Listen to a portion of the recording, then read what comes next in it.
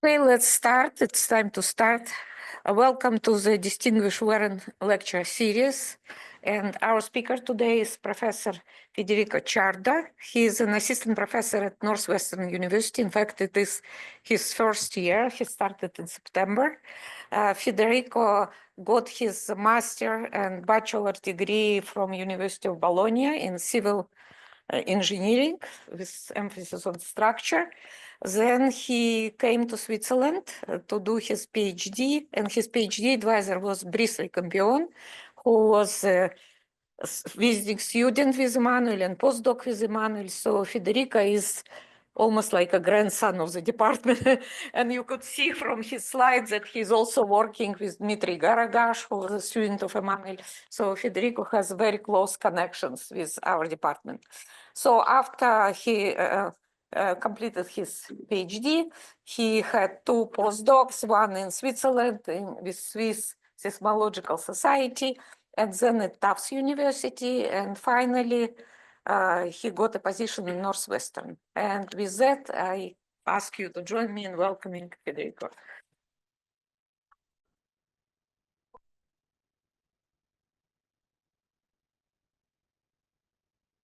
Yeah, all right. Thanks a lot. Thanks for having me. It's a great pleasure for me to be here. It's actually an honor because this seminar series actually hosts very well-established professor, and I'm a new young professor. So before starting, I would like to acknowledge my collaborators without whom this work would have not been possible. So first, Robert Viesca, who was my supervisor at Tufts University during my postdoctoral research experience, and then Dmitry Garagash, who was actually a student here, as Sonia just mentioned. The title of my presentation is Elasto-frictional length scales and slip dynamics on Raytheon state faults.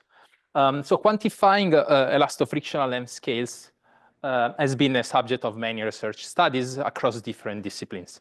So one popular topic in the geomechanics, geophysical community that were elasto-frictional length scales that emerge from the coupling between elastic deformation and friction are very relevant is the earthquake nucleation process. So theoretical studies indicate that these earthquakes start slow with a quasi-static phase or a so-called preparatory phase, after which up to reach a critical dimension, after which inertia kicks off and dynamic slip take place. So this is actually what is depicted in this picture on the right-hand side. So this is space, this is time, and the color bar represents the stress change. And what we can observe is this crack-like type of earthquake nucleation process with well-defined leading edges that expand quasi-statically in a slow way up to a critical distance that here LC is half length of this critical crack length, after which earthquakes take place, right? So in general, this critical length is proportional to an elasto-frictional length scales. So it's like when you do a scaling analysis, right? So we have, when you have a variable of interest, right? So you want to scale that variable of interest, you look for a characteristic scale that is in the same order of magnitude of the variable of interest, such that the coefficient of proportionality is roughly, is of the order 1. And so this is exactly the same. So the coefficient of proportionality should be all in the order of 1. And so the question whether this critical length is universal has been the subject of many research studies.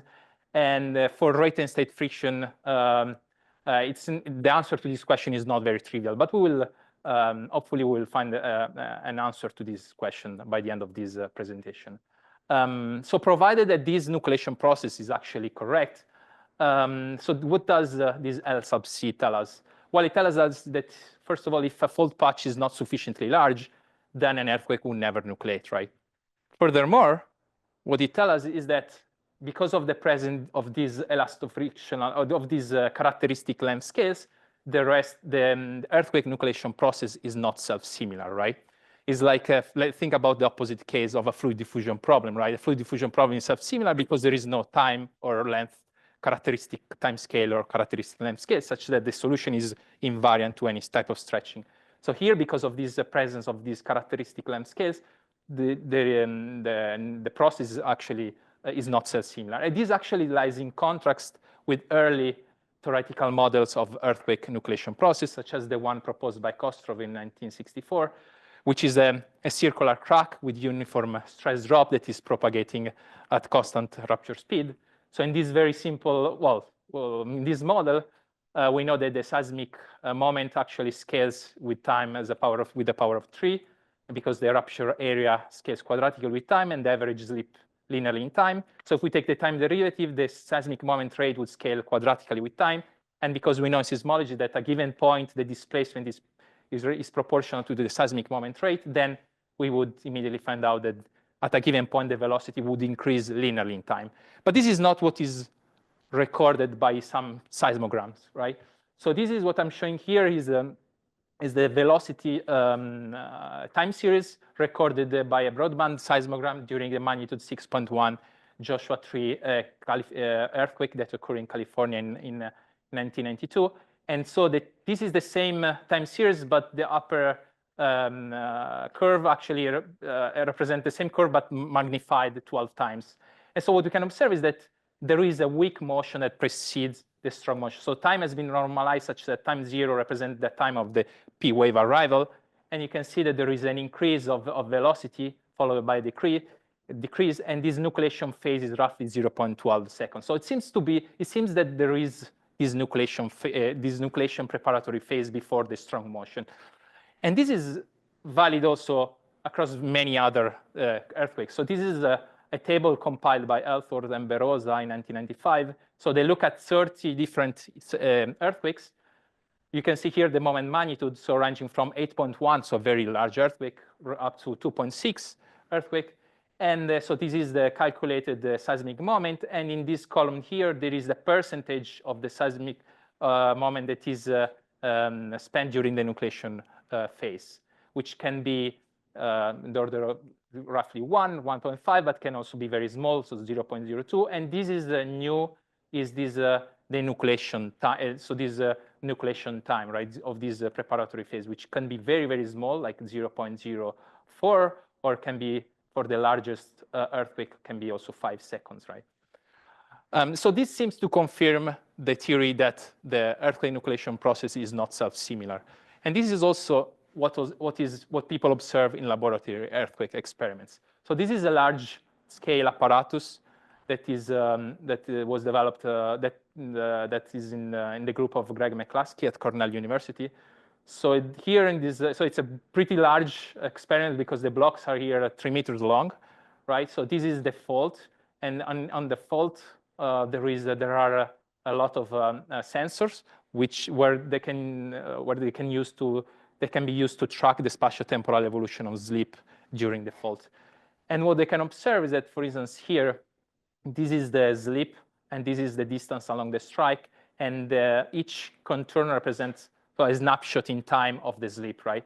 So you can see here, the rupture initiated at 0.5 meter from the left edge, and then so each slip contour is drawn every 200 microseconds. So here there is a very slow slip propagation. So there is a bilateral crack that propagates. On the left-hand side, it reaches the end of the sample. On the right-hand side, it starts to propagate up to this distance, which is 1.5, and then there is dynamic and fast slip.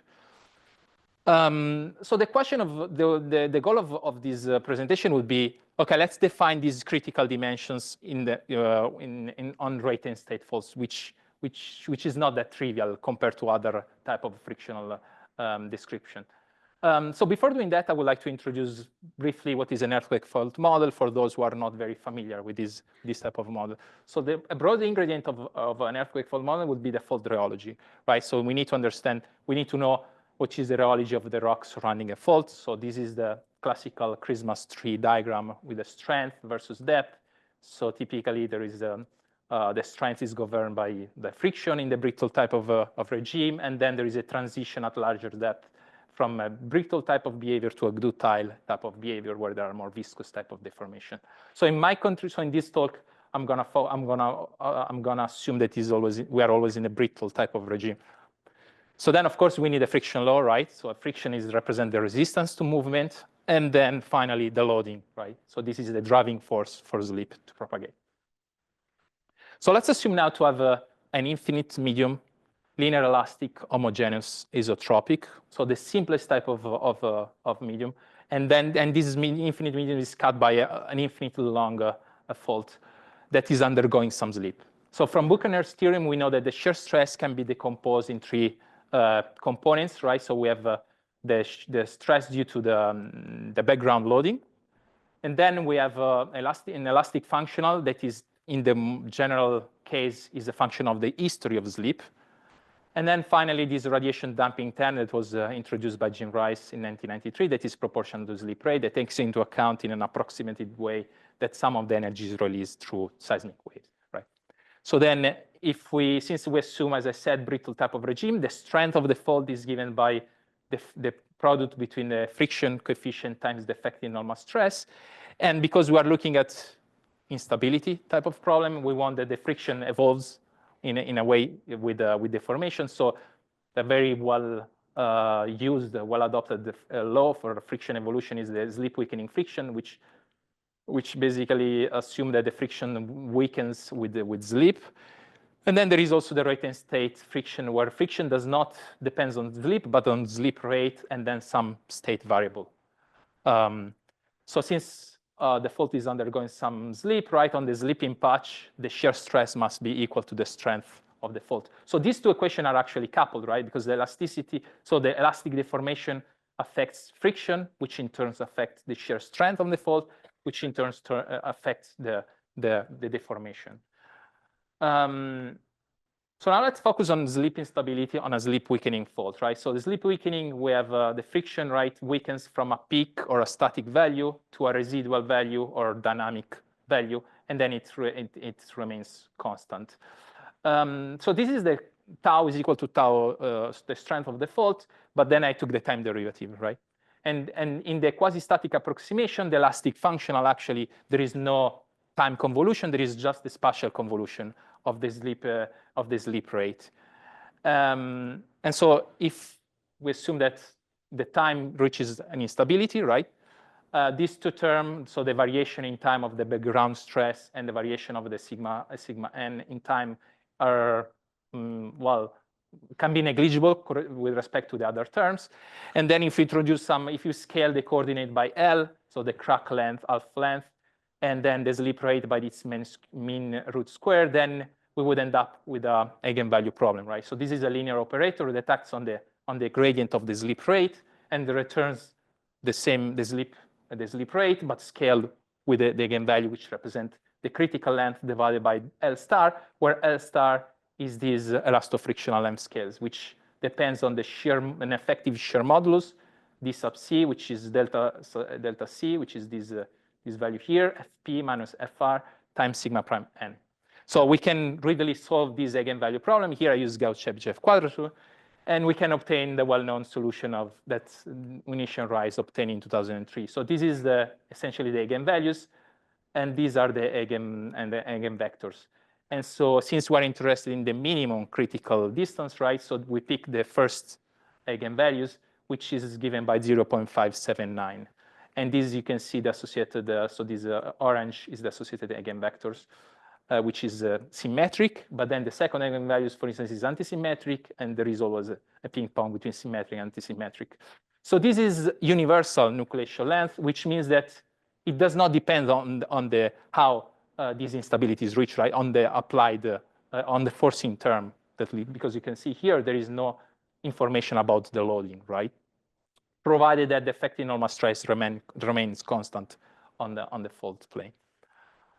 So now, what happens with the rate and state friction? Well, with rate and friction, so there is one of the main differences between rate and state friction and the slip weakening friction is that with rate and state friction, right, so there is a recovery in time of friction. Whereas in the standard slip weakening friction, right, as the friction reaches its residual value, then it remains constant. So there is no evolution or recovery of friction. So in rate and state friction, these critical dimensions have been only partially understood.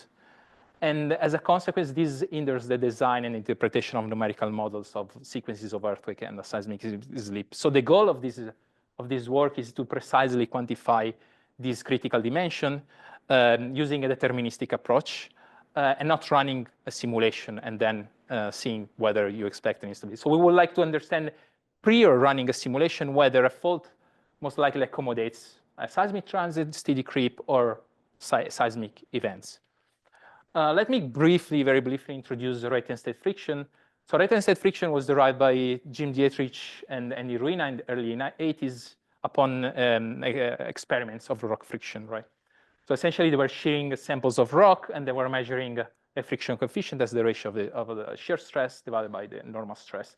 And the experiments were designed such that the slip velocity was increased or decreased in a step-like function. And what they were observing is this positive correlation between the slip velocity and friction coefficient. For instance, here, we move from V1 to V2, the friction coefficient drops and then evolves to another steady state value, and likewise here and here. So based on these experiments, so they've developed a theoretical model. So in this model, like the friction coefficient, this is slip.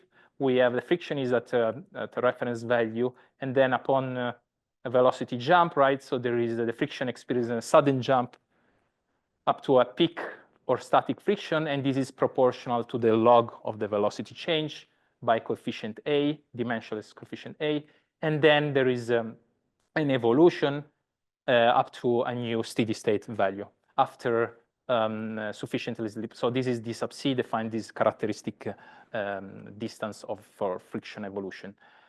And so you can, and this is this evolution jump is actually modulated by this B parameter.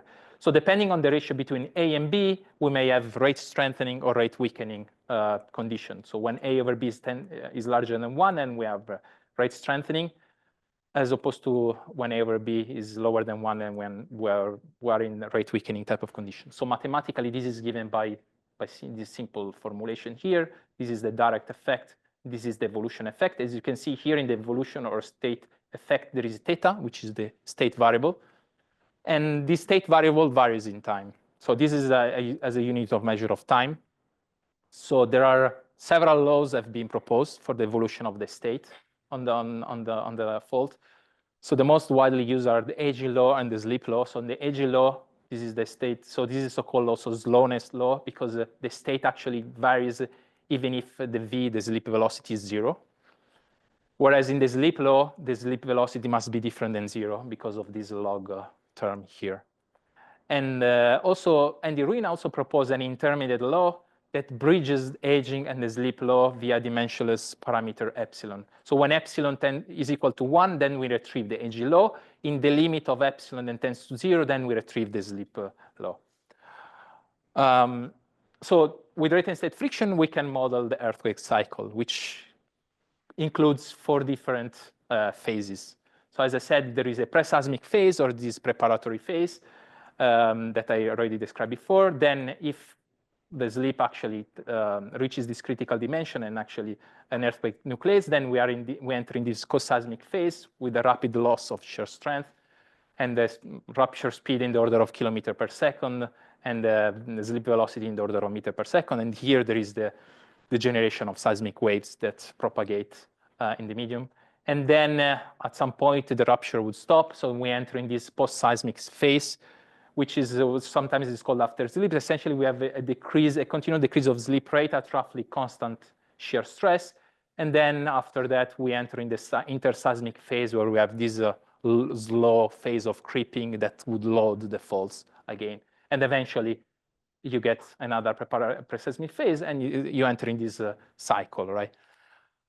So studies on this earthquake cycle mainly result to numerics.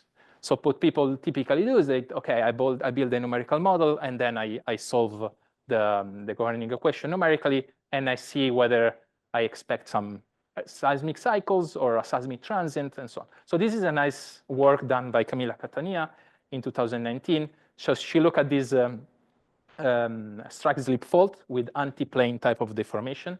So we have this rate weakening patch here, followed by rate strengthening region here, and then V plate in the down deep portion of the fault that is loading the fault, right? And so here is a summary of the results. So this is A over B versus W divided by scaled by L infinity, which is an elasto-frictional length scale. And so W being the depth of this seismogenic portion of the fault.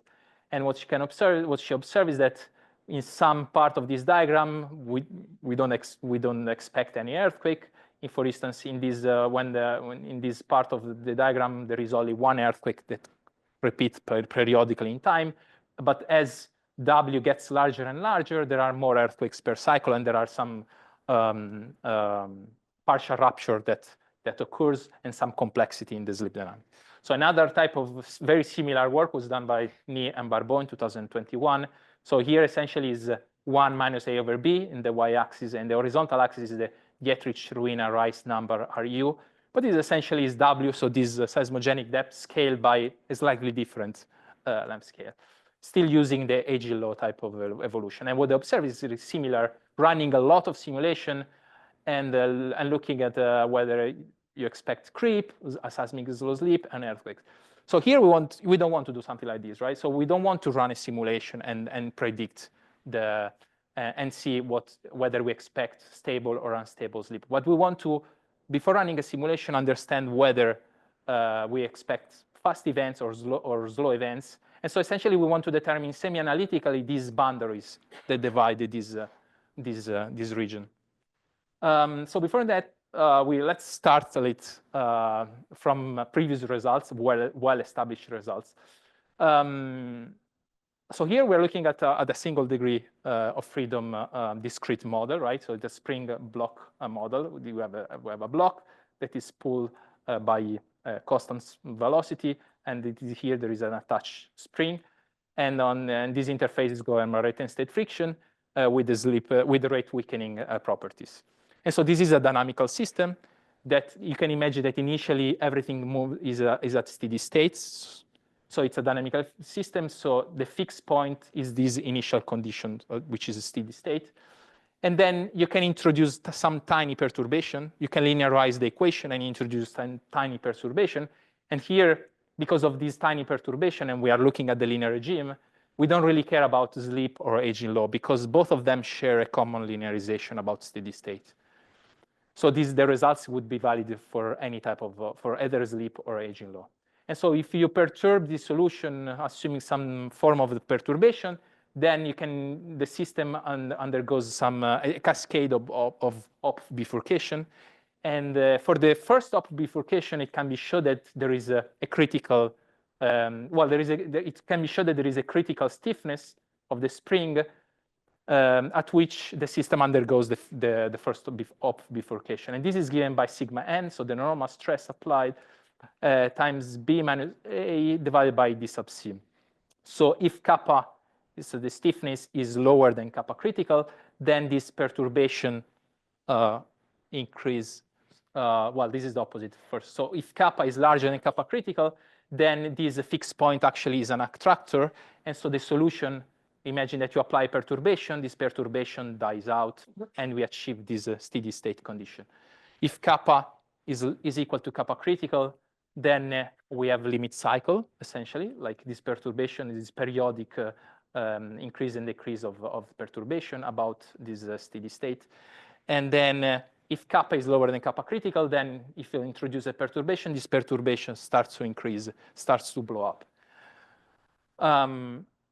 So now the question is, so we know that we have this critical stiffness, but that is valid for a discrete model. So now let's focus on a continuum model with infinite degrees of freedom. Right? So imagine that we have an infinite unbounded linear elastic and homogeneous medium with an infinite fault. And let's imagine that we introduce a monochromatic perturbation to the slip motion. So initially you assume that the fault is creeping, and then you introduce a monochromatic perturbation. So it can be easily shown that the stiffness in this case is given by pi times mu prime being this elastic, this an effective shear modulus that depends on the mode of deformation, divided by this lambda, which is the perturbation wavelength. And so the condition kappa is equal to kappa critical yields to a critical wavelength, right? Which is given by pi times L star being LB divided by 1 minus A over B, where LB is another elasto-frictional M scale. So this was actually derived by Rice and Ruin in 1993. So again, because the perturbation wavelength is inversely proportional to the stiffness, right? We have the opposite scenario. So when lambda is lower than lambda critical, the perturbation die out. When lambda is larger than kappa critical, this perturbation increase. So then the question is, so this is an infinite fault, right? But faults are not infinite. So what is a stiffness of a finite fault? So this is actually the new contribution. So it can be shown that if we have a finite fault, the stiffness, we have an infinite number of stiffnesses, which are given by ni times mu prime divided by L being the half length of the fault. And ni are actually given by, the first one is given by 0.579, 13774, which are actually the eigenvalues of the slip weakening fault that I was showing before. So since we are interested in the smallest stiffness, that would give the smallest critical length, right? We pick up this 0.579. So the condition, same condition kappa is equal to kappa critical would give this critical distance that is valid in the linear regime, right? So note that this critical length is actually slightly different than H star that was introduced by Jim Rice in 1993 in a very similar way. So he just calculated in an approximate way the stiffness of a signal cell, and then he equated that with the critical stiffness of the Springs block model. So in his paper, he mentioned that the self-stiffness of a single cell can be written approximately as 2 mu divided by pi h, while 2 divided by pi is not very different than 0.57, it's 0.64, but there is it's slightly different. So, and he also mentioned, Jim Rice also pointed out that if this length scale is not well resolved in numerical simulation, then what you expect that a single cell could actually fail independently of its neighbor. So essentially, you don't really get a continuum representation, but you would rather get a discrete type of representation, and this would lead to some complexity that is not very physical. So in numerical simulation, you always need to resolve these length scales with at least 10 or more elements. So now, note that in our contribution, we also calculated the stiffness for different type of configuration. So the first two were already seen, so infinite fault and finite fault in infinite medium. But we also calculated the stiffness for infinite fault that is parallel to the free surface. And here you can see, well, the elastic operator, the characteristic stiffness, and the stiffness scaled by this characteristic stiffness. Here, for instance, is a finite fault that is close to the free surface. And also, this is a circular fault in an abundant medium. And you can see here the stiffness. So essentially, again, if you equate the stiffness with the critical stiffness, you get this critical dimension for all this type of configuration. So now, going back to the results. So if we plot L divided by 1 and versus 1 over 1 minus A over B, then we have a straight line, right, which that intersects this axis here at 0.579. So if L, so half length of the fault, is smaller than this critical value, then, as I said, if you introduce any type of perturbation, this perturbation would always die out, and you would always achieve a steady creep. If L is larger than this critical length, then we are in the linearly unstable regime, so these perturbations start to increase. So the question is, do we expect an earthquake or not?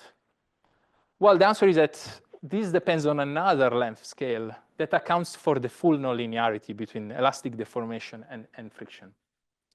So now, before going into the details of this critical dimension in the continuum fault, let's have a look at the discrete block, at the discrete model, which gives insight on this nucleation process in the nonlinear regime. So what I did is this a nonlinear stability analysis on this type of model, assuming an evolution law. Right now, we are looking at the nonlinear regime, right? So the state evolution does matters. And so I assume here a state evolution law that bridges this aging and slip law. And so when you solve this nonlinear stability analysis, what you would get is you can do it analytically in most of the case, but sometimes not, and we would solve it numerically, of course. But what you can obtain is, this is the so-called phase diagram. So this is slip rate versus shear stress, everything dimensionless, right? And so you can get, we can kind of get some trajectories in this phase space. So and you can think of initially the block is sliding at the initial steady state value. So v is equal to our reference velocity. So this would be 0. And likewise, tau is equal to tau star. So initially, we are in this point, in this center point here. And then if we apply a time, like a sudden perturbation to the block, then because the state has no time to evolve, there is a jump along the 45 direction. And this point may end up on a closed orbit or an open orbit. So let me just quickly. So imagine that you have a block, then you apply a rapid perturbation. It would jump to an unstable trajectory, and then we get an unstable slip. But if this perturbation is not strong enough, such that this point jump on this closed orbit, then we have this acceleration, deceleration of the block, right? And we have this periodic slip. So we can solve this problem analytically. For instance, here, when kappa is equal to kappa critical, which means that L is equal to L critical in a continuum model, we can obtain these trajectories for all the different values of epsilon, ranging from epsilon that tends to 0, so the slip law, to the aging law when epsilon is equal to 1. And so what we can observe is that, for instance, in the aging law, all the trajectories are closed orbits, which means that regardless of the perturbation that you apply to the system, you always end up on a closed orbit, so the motion is always stable.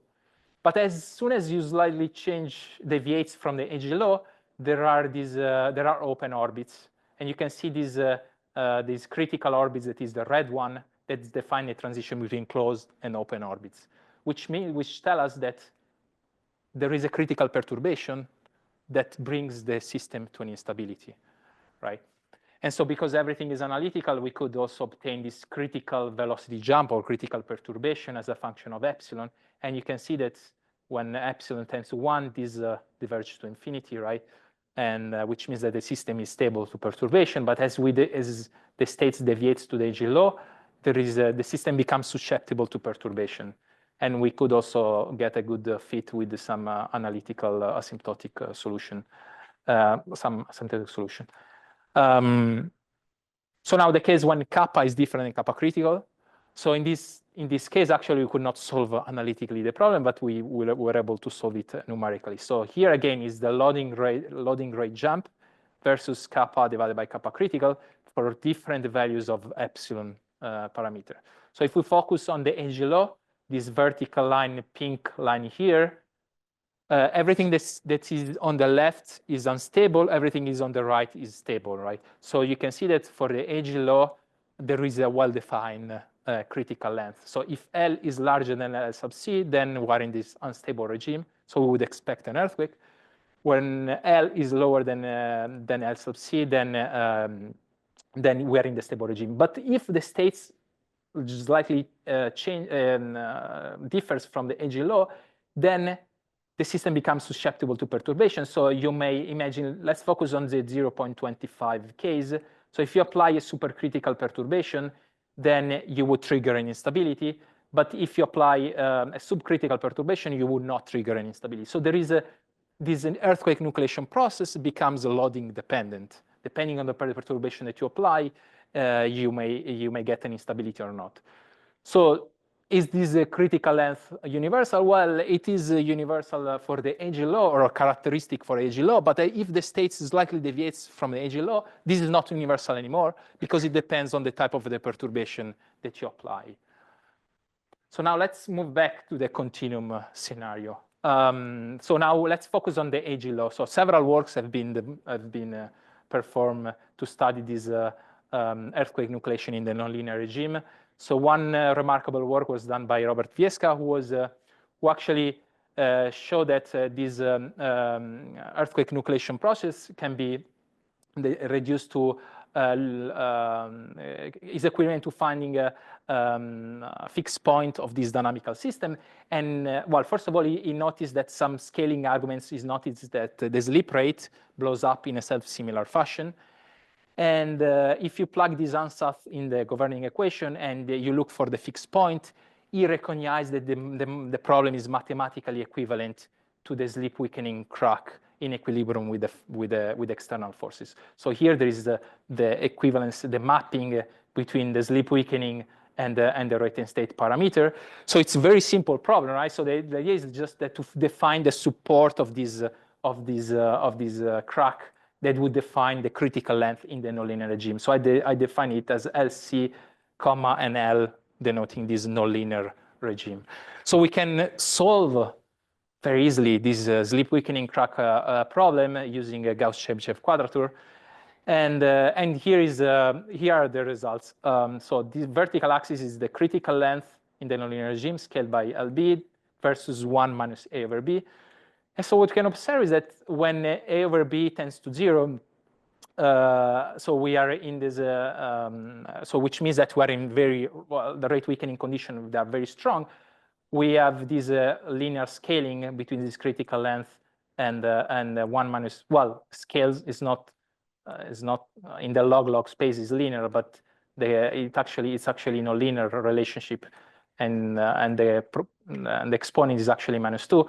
And as A over B tends to 1, so as we approach like more rate neutral type of condition, there is a bifurcation of the solution. And this appears in many crack type of problem, that for one set of parameters, you may get two type of solution.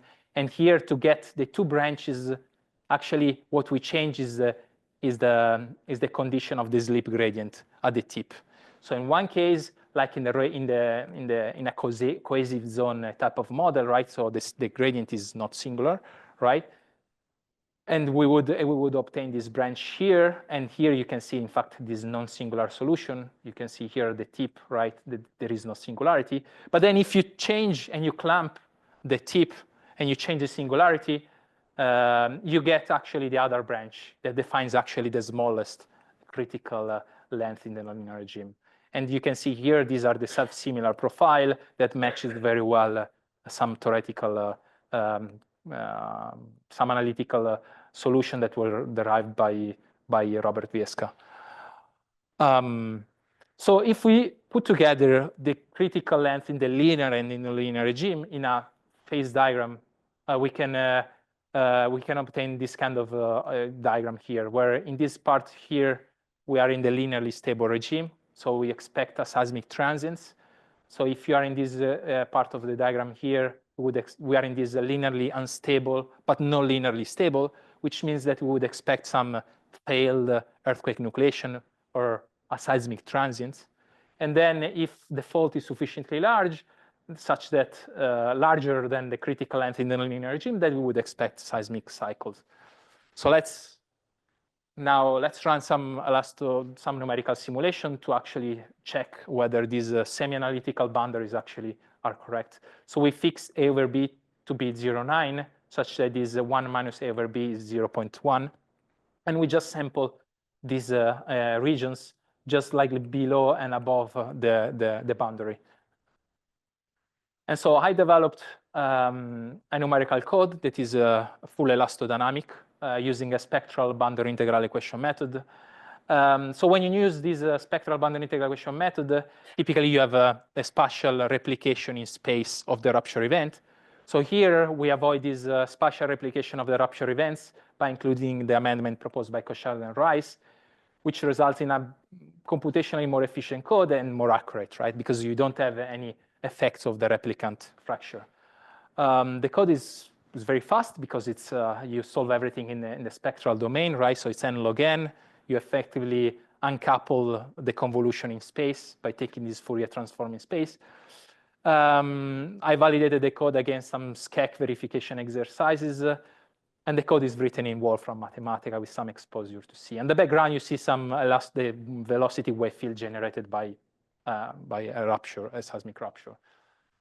So using this code, I just run simulation. So these are my initial parameter of the simulation, just to give you an idea. Like my initial tripping rate is 10 to the minus 9 meter per second.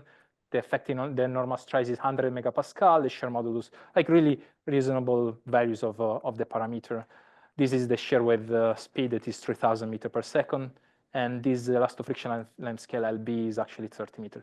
So in this, let's focus on this first point here. Here we would expect we are in the linearly stable regime. So here I'm plotting the maximum velocity on the fault versus time. And we start with some initial conditions, which is we initially give a kick to the fault. And so that's why there is an initial increase of the maximum velocity. And then as you can see, right, as expected, this maximum velocity dies out and we achieve a steady creep. You can see that this interseismic period between this aseismic transient is roughly 0.59 years. So here I'm simulating 60 years. But if we increase a little bit our fault dimension such that the fault is likely larger than the critical length in the linear regime, then you can see that we achieve a limit cycle after a given time. So you can see here that there is a periodic aseismic transients with a maximum velocity that remains constant. Then if we get closer to the other boundaries, of course, the maximum velocity increases and actually get closer to the dynamic threshold value, which is defined here, which is 0.18 meter per second, but still below it. And still we achieve a limit cycle, right? So in the phase diagram that I was showing before, this would represent a closed orbit, right? And then if we cross this boundary here, then we get earthquakes, so sequences of periodic earthquakes. So now I'm not going to show here, but if you assume a fault that is sufficiently large, much larger than this boundary here, then you expect also some partial rupture to appear. So there is a bit of complexity that arises if a fault is sufficiently large, even on a pretty homogeneous scenario. So now, but we can also look at some heterogeneous scenarios. So for instance, instead of having uniform rate weakening properties, we can also assume a rate weakening patch that is sandwiched between a rate strengthening region. And if we assume anti-plane type of deformation, thanks to the method of image, if we neglect this part of the model, right, this part of the model here would be equivalent to this scenario here. We have a strike slip fault, anti-plane type of deformation, rate weakening followed by rate strengthening, and V-plate, right? Which is more plausible scenario instead of having rate weakening properties everywhere. And so we can perform the same analysis, like doing a linear stability analysis, assuming heterogeneous properties, and solve for the critical value of W, as well as the critical value in the linear regime by solving the slip weakening crack model in equilibrium with external force.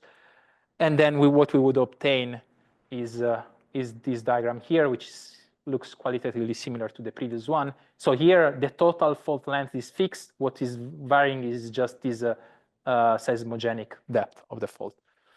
And so again, a similar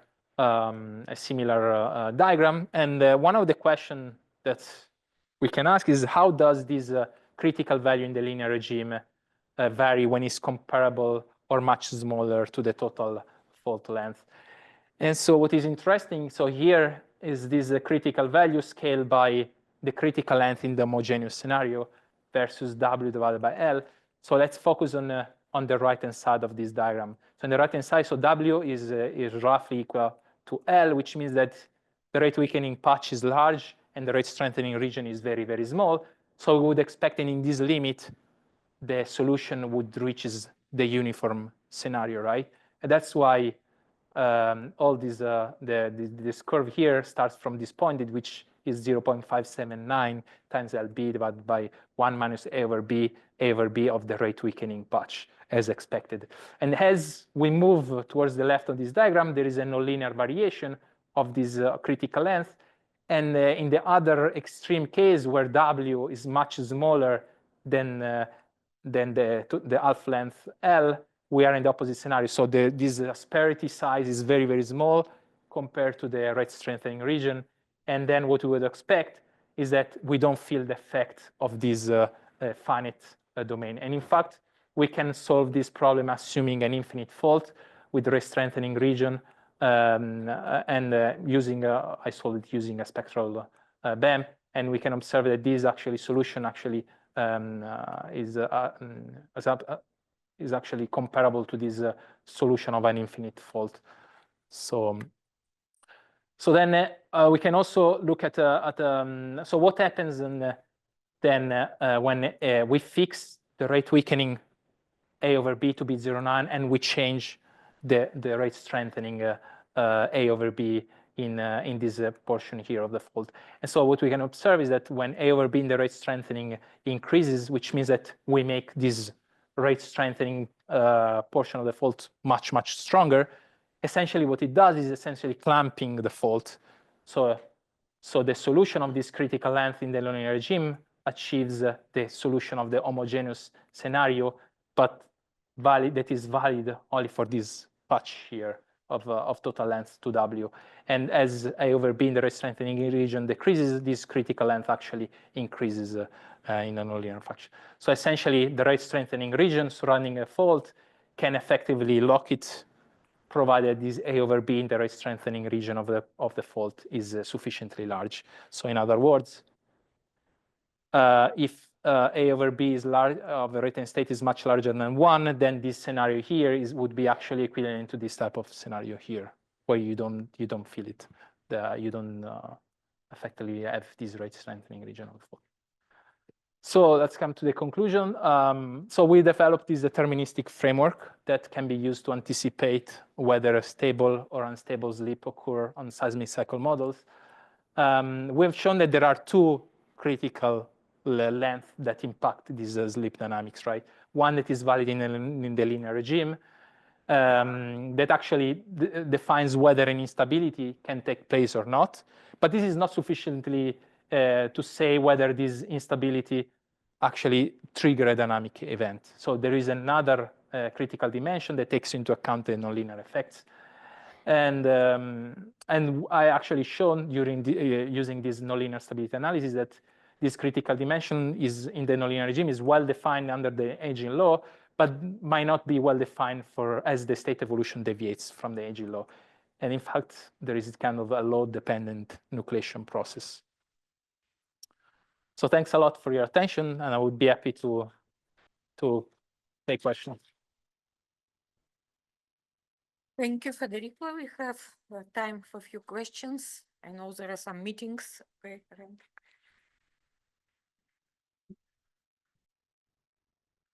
I'm philosophically a follower of Karl Popper. I believe in falsifications. Okay. You have an elegant theory that reproduces a lot of the behaviors that we see.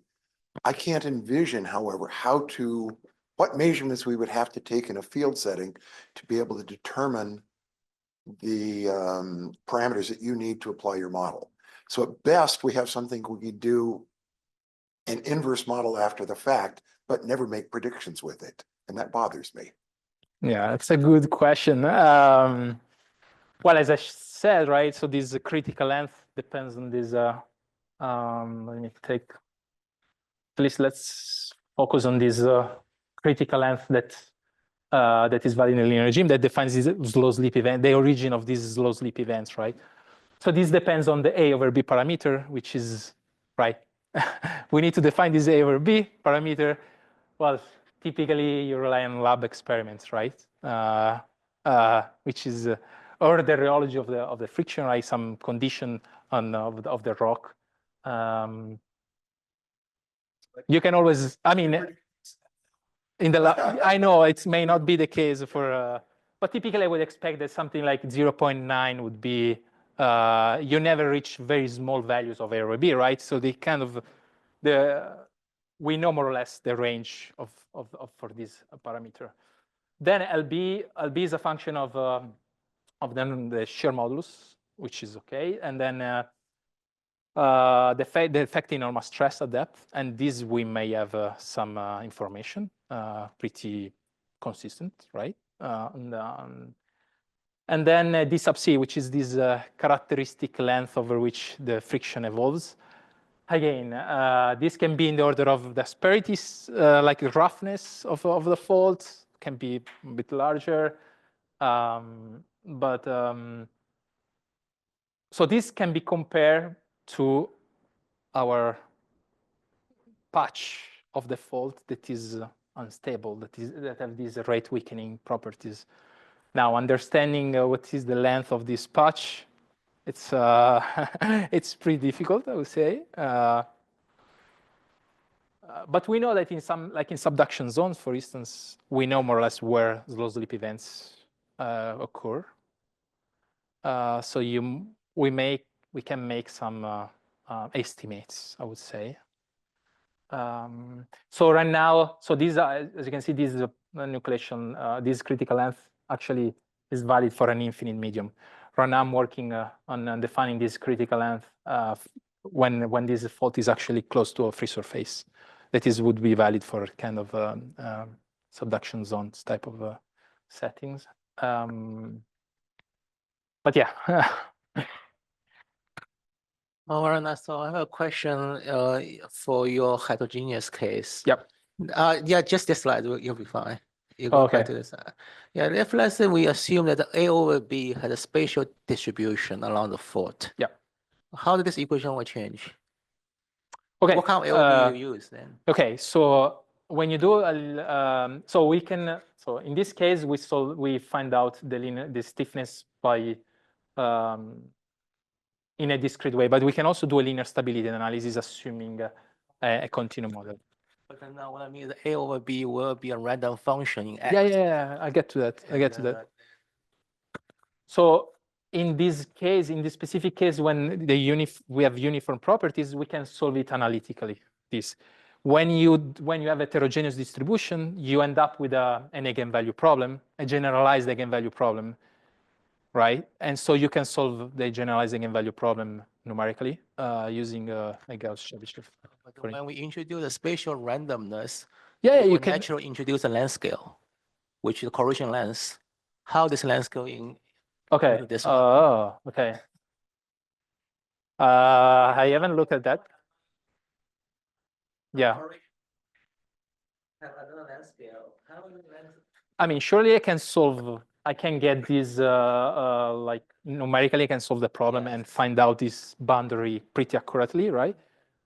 But then I guess it depends on the distribution of this heterogeneity, right? Do you assume, I don't know, rate weakening followed by rate strengthening? I don't know.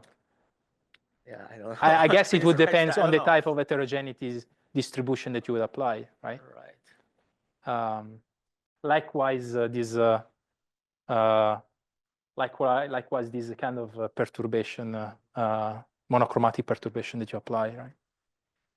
Because I would assume that the sleep rate would not be uniform or would be more complex. So, but it's a good question. I don't have a right.